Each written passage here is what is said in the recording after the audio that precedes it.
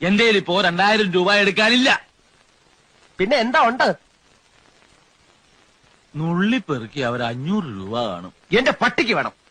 മര്യാദക്ക് 2000 രൂപ എന്റെ കയ്യിൽ എണ്ണി തന്നില്ലെങ്കിൽ അതിന്റെ പ്രത്യാഘാതകം.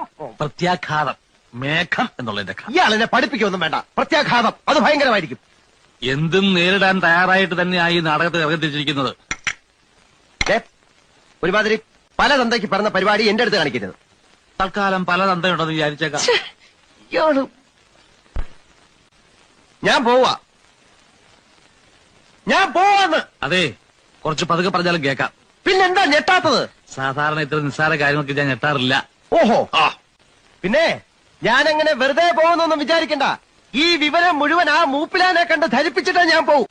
ഒരു ചാൻസ് കൂടെ തരാം. 250 250 ഉറപ്പിക്കുന്നോ? രണ്ടുപേരോടും കൂടെ ചോദിക്കുന്നത്. എടോ, തനിക്ക് നാണമില്ലേടോ?